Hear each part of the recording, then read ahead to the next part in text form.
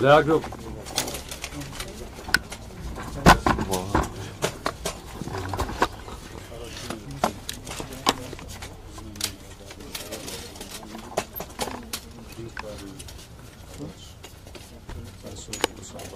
Ադրբեջանի Հանրապետությունը լայնածավալ հարձակում է սկսել Արցախի դեմ, ունենալով մեկ նպատակ՝ տիրել Արցախին։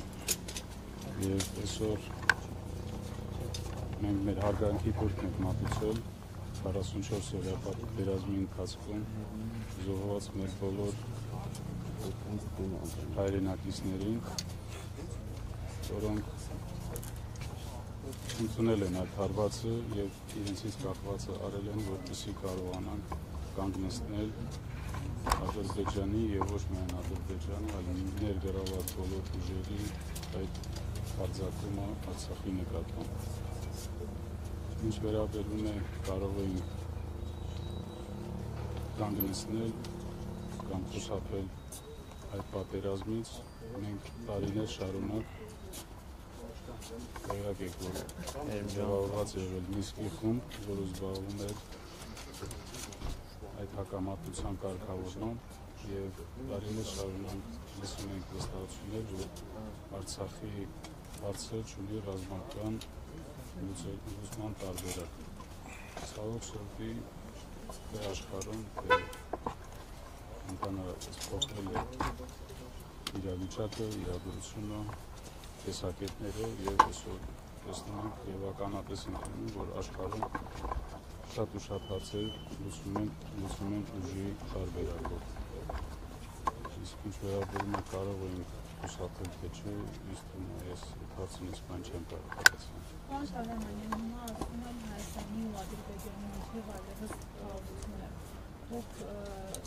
ինչպես եք գնահատում այս խաղաղությունը, արդյոք սա իրական խաղաղություն է։ Մենք ողջունում ենք ցանկացած նախաձեռնություն, որ ուղղված է խաղաղության։ Դա կլինի Ադրբեջանի հետ, հարևանների հետ, այլ հարևանների հետ։ Սակայն մենք մշտապես նշում ենք, որ արցախցիների հարցը պետք է ստանա համապատասխան լուծում։ Չի կարող այս հարցը համարվել լուծված, եթե արցախցին զրկված է իր հայրենիքից,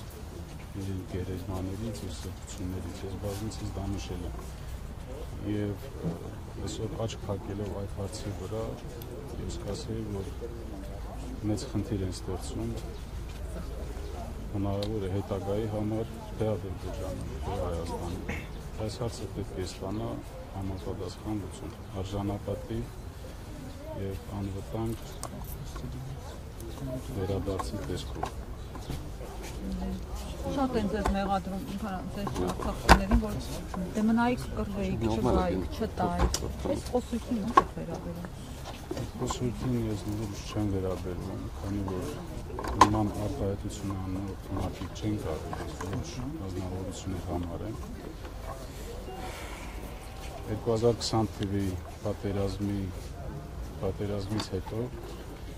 ստեղծված իրավիճակում Հայաստանի Հանրապետության, Ադրբեջանի Հանրապետության, Ռուսաստանի Դաշնության նախագահները ստորագրել են մի փաստաթուղթ, որով դադարեցրել են ռազմական գործողությունները։ Եվ եթե հնարավոր է շարունակել պայքարը, տրամաբանական է, որ դա պետք է շարունակվեր 2020 թվականին։ 2020 թվականից հետո մենք ունեցել ենք մի իրավիճակ և Ադրբեջանին փոխանցվել են շրջաններ Արցախի շուրջ, փոխանցվել են ռազմական մեծ նշանակություն ունեցող դիրքեր,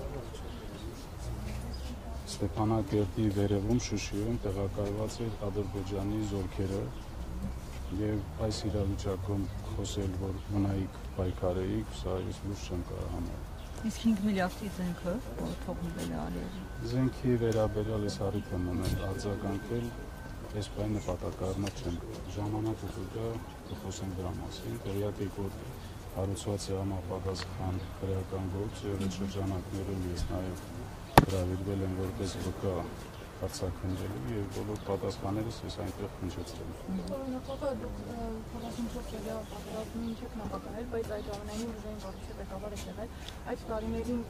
պատերազմի ընթացքում ներողություն կար, տպավորություն կարծիք, որ հանգուցալուծում այսպիսի լինի։ Ես պատերազմի ընթացքում ուժային կառույցի ղեկավար չեմ եղել։ Ոչ, այսպիսի վերջնական տարբերակ մենք չէինք պատկերացնում, չէինք կանխատեսում եւ իմ կարծիքով մենք ձգտել ենք անենք ամեն ինչ, որպեսզի այսպիսի արդյունք չունենանք։ Շնորհակալ եմ։